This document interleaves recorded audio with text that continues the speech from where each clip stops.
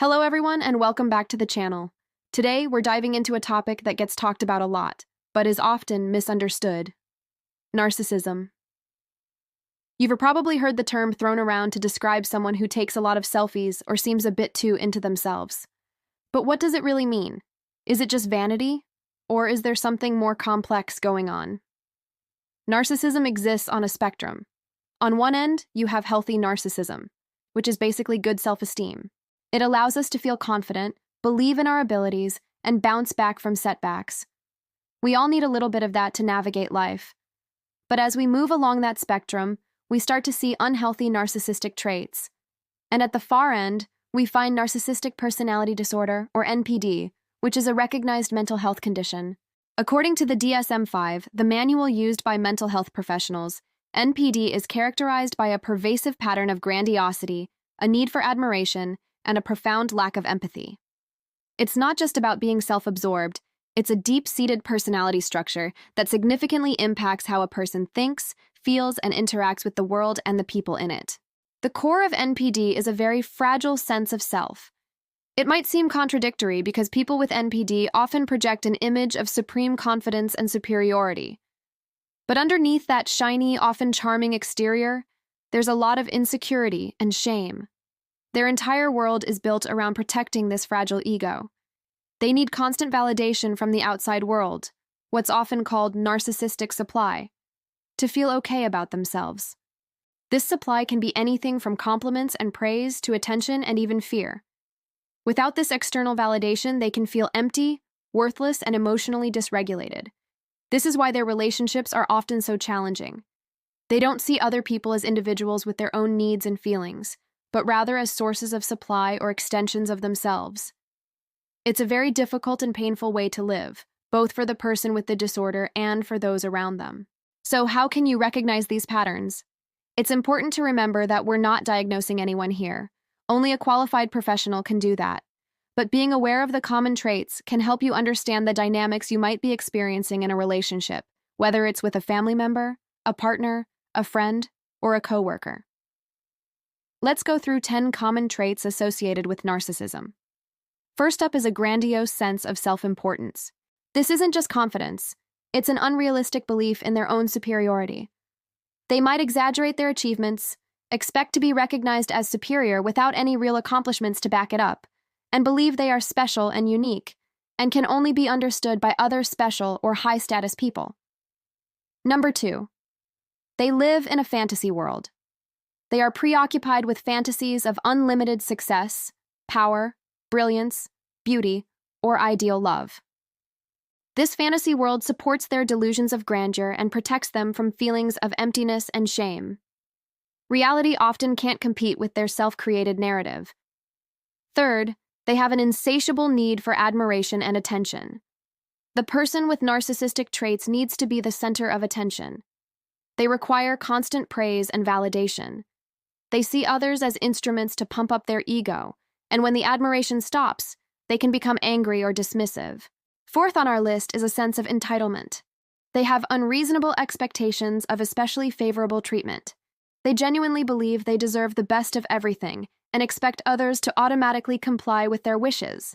When this doesn't happen, they can become impatient or furious. It's as if the world owes them something. Number 5 is a tendency to exploit others. They see people as tools to get what they want. They will take advantage of others to achieve their own ends, often without any guilt or remorse. Their needs and desires always come first, and they have little regard for the impact their actions have on others. This leads us directly to number 6, a lack of empathy.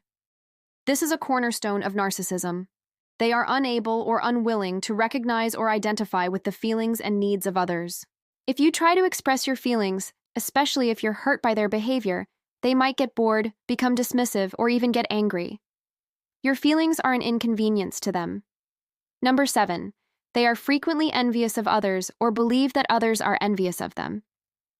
They struggle to be genuinely happy for other people's successes because they see it as a threat to their own special status. At the same time, they often believe that everyone is jealous of their amazing life, even when it's far from perfect. Eighth, they exhibit arrogant and haughty behavior. They often come across as pretentious, snobbish, and patronizing. They might talk down to people they perceive as beneath them and have a very critical and judgmental attitude. This arrogance is a defense mechanism to reinforce their own sense of superiority. Number 9 is a fragile self-esteem that's highly reactive to criticism. Despite their grandiose facade, they are incredibly sensitive to criticism. Any perceived slight, disagreement, or challenge can trigger what is known as narcissistic injury. Their reaction might be intense anger, rage, or a cold, punishing silence. They cannot handle being seen as flawed or imperfect. And finally, number 10. They have difficulty maintaining healthy relationships. Their need for control, lack of empathy, and tendency to exploit others make genuine, reciprocal relationships nearly impossible. Relationships are often transactional and short-lived. Once a person stops providing adequate supply or starts to see through their facade, they are often devalued and discarded. It's crucial to understand that these traits can manifest in different ways. Some people with narcissistic traits are very overt and loud, the classic "look at me" type. Others are more covert or vulnerable. They might present as victims, using sympathy to manipulate and control others, but the underlying dynamics of entitlement and lack of empathy are the same. Living with or being in a relationship with someone who has strong narcissistic traits can be incredibly confusing, lonely, and emotionally damaging. It can lead to a lot of self-doubt and make you question your own reality, a phenomenon often referred to as gaslighting. If any of this sounds familiar, it's important to prioritize your own well-being. Educating yourself is the first step. Setting firm boundaries is essential to protect your mental and emotional health, and sometimes the healthiest choice is to create distance or end the relationship, especially if it's consistently toxic. Remember, you cannot change them. People with NPD rarely seek help because they don't believe anything is wrong with them. The desire to change must come from within, and that is a very rare occurrence. Your focus should be on your own healing and recovery. If you've been in a relationship with someone like this, seeking support from a therapist who understands narcissistic abuse can be life-changing. You are not alone, and healing is absolutely possible. Thank you so much for watching and for taking the time to learn about this complex topic. What are your thoughts? Does any of this resonate with your experiences or observations? I would love to hear from you in the comments section below. Take good care of yourselves, and I will see you on the healing journey in the next video.